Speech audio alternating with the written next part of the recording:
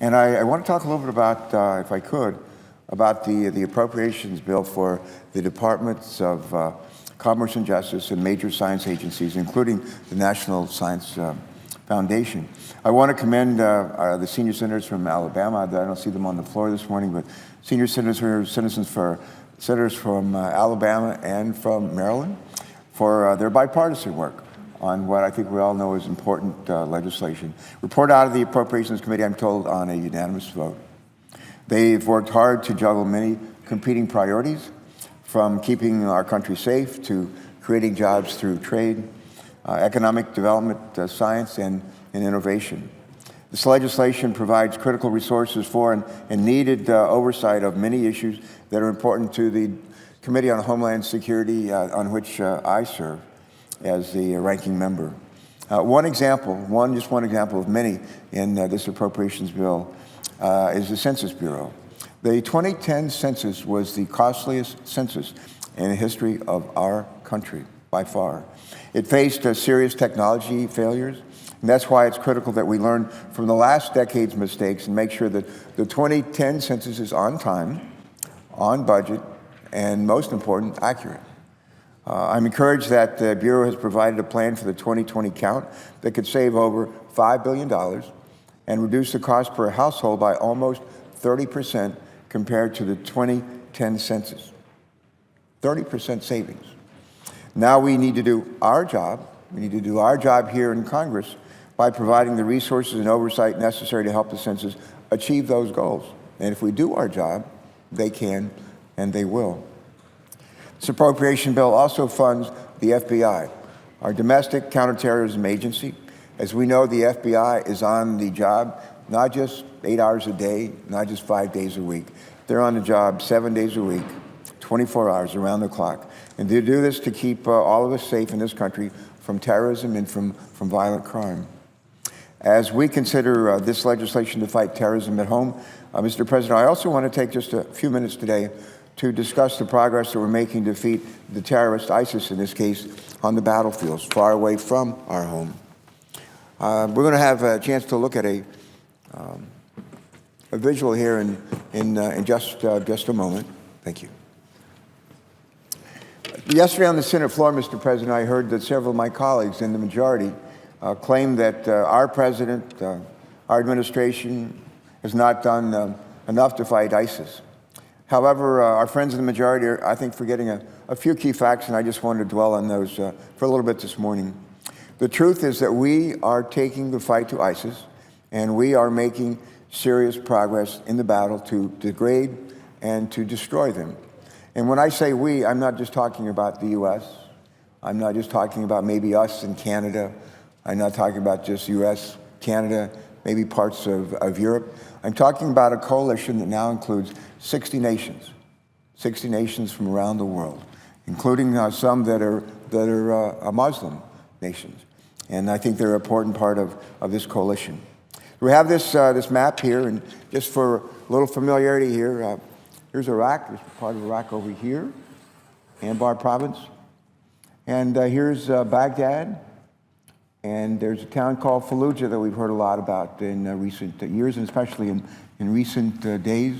A place up here called Tikrit, where Saddam Hussein's hometown. And on up here, a town called Mosul. It's pretty important. This is the Kurdish part of Iraq, if you will. And this part over here, frankly, has not a lot of people, but a lot of land. And coming on over here to Syria, there's a Syrian town called Raqqa that is the stronghold of the ISIS in this part. This is part of their caliphate, or what they'd like to be part of their caliphate. If you look at all this, this is Syria down here, and Damascus here, Lebanon, and on up to a place called Aleppo. If you go back a year or so ago, this area that's green and this area that's salmon, that was the sort of high water mark for ISIS in terms of land that they had taken control over. And what has happened in recent months is this coalition, Mr. President, of 60 nations has struck back. We remember the Star Wars movie, The Empire Strikes Back. Well, the coalition in this case, is striking back. And this land up here, and this land mass is in the green, particularly in the part of Iraq. About half of the area that within Iraq that was controlled by ISIS maybe a year ago, maybe 2 years ago, about half of that has been reclaimed. Half of that has been reclaimed. The biggest battle that's going on right now has been in Fallujah, where the coalition forces, largely led by the Iraqi ground troops, not American ground troops, but largely led by Iraqi ground troops, have taken over the center city, and they're battling it out in some of the neighborhoods with ISIS forces. Next, hopefully they'll be successful here. I think they will be. But the next big battles up here in Mosul.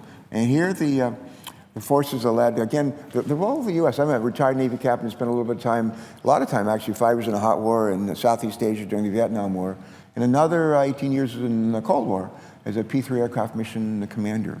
So I served in a hot war, and I served a long time in a Cold War. In this coalition, we have a coalition this large.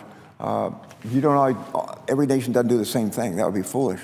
What we do bring to the battle as Americans is we provide some of the equipment that's needed, some of the training that is needed. We provide intelligence, we provide air support, we have special forces and counterterrorism troops, not tens of thousands of them, but they're in the thousands in all. But that's what we bring to the battle. We don't bring a lot of boots to the ground. We have some people who are on the ground, but for the most part, that's not what we do. And the Iraqi army, which did not distinguish itself well 2 years ago when ISIS pushed through this part of Syria, this part of Iraq, the Iraqis are getting their act together.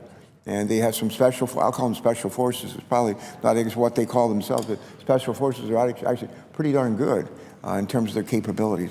And they're very much involved in the efforts around Fallujah, and hopefully, and I'm sure they were involved in Tikrit, which, again, former stronghold, hometown of Saddam Hussein.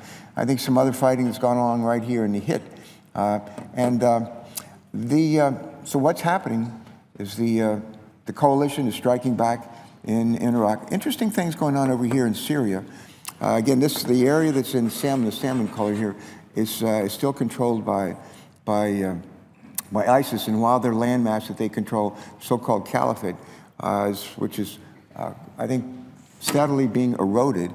But what's going on in Raqqa is something interesting, because what you have is the Russians were providing air support, and the troops loyal to President Assad of Syria, who most of the world thinks should step down at some point, not too long from now, as president, and put together a new kind of government there.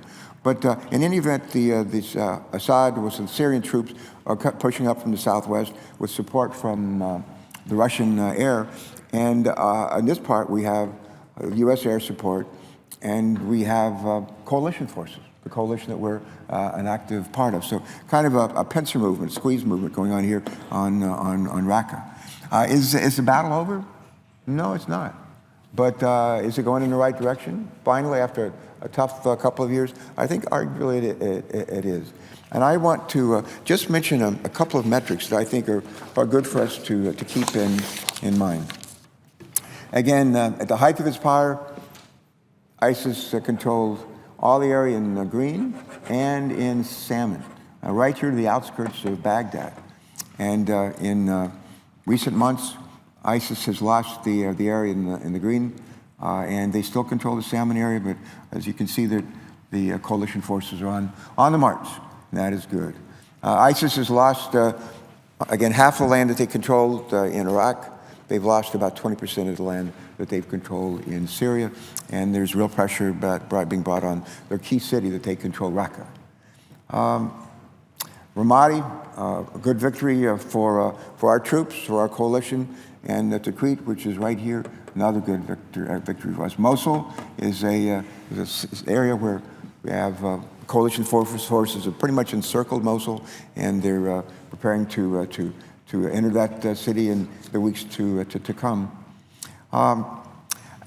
As we speak, Kurdish, Iraqi, and Syrian democratic forces, backed by the U.S. Special Forces, are making preparations, again, to take Mosul, right there, and Raqqa, in an interesting coalition with the Russians and the Syrian fighters. We have cut ISIS funds by, I'm told, up to a third. We've literally destroyed a lot of their money. We found out where they had their cash. They were holding their cash, hiding their cash, and literally bombed it and destroyed hundreds of millions of dollars that they were using to pay soldiers and provide for things that they need to fight their war. In this fight, we've killed some 25,000 ISIS fighters, and more recently, 120 of their key leaders. We drastically slowed the flow of foreign recruits from a high of about 2,000 per month down to about 200 per month. The folks that were joining up with ISIS 2 years ago, when they were on the march and trying to create this caliphate right here, that stopped. And the enthusiasm, their ability to actually recruit people has diminished dramatically. When this big fight for this whole area right here was underway 2 years ago, there were, I think, about 200 people, 2,000 people a month showing up from around the world who wanted to be part of this fight with ISIS.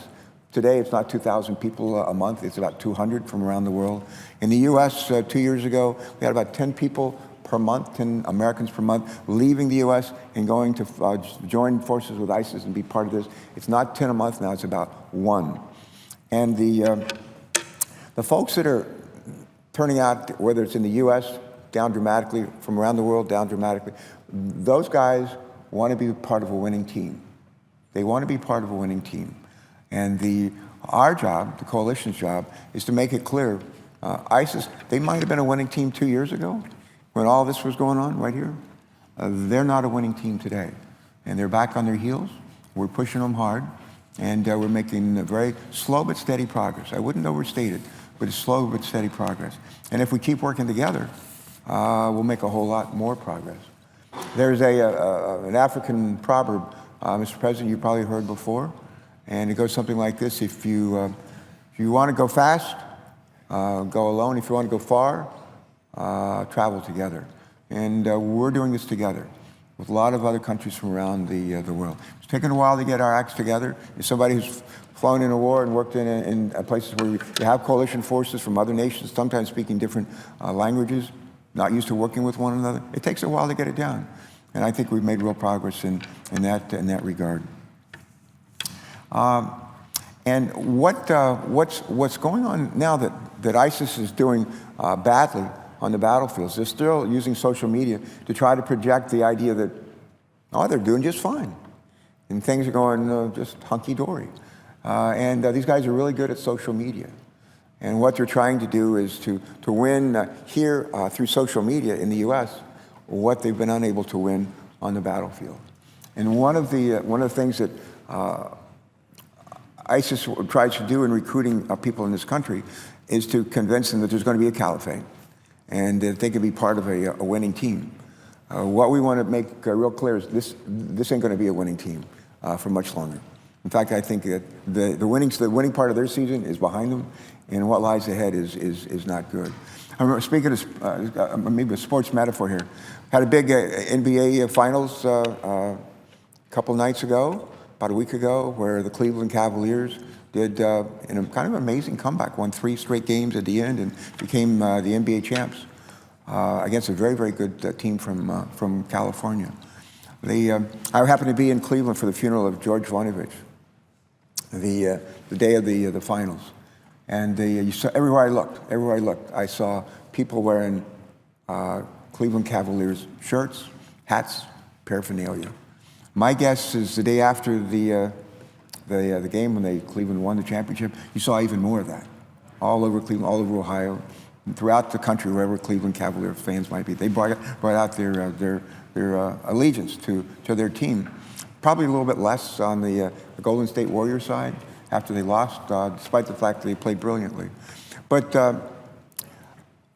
it's real important that we continue to make clear on the battlefield who is winning our coalition and who is losing ISIS. And that reduces dramatically the ability of ISIS to radicalize and recruit people here in this country who want to do harm, hurt people, kill people in this nation. So first, degrade and destroy, that's going on. Second, make sure that the message is clear, that good progress is being made for our side, for our forces, in the coalition that we're a part of.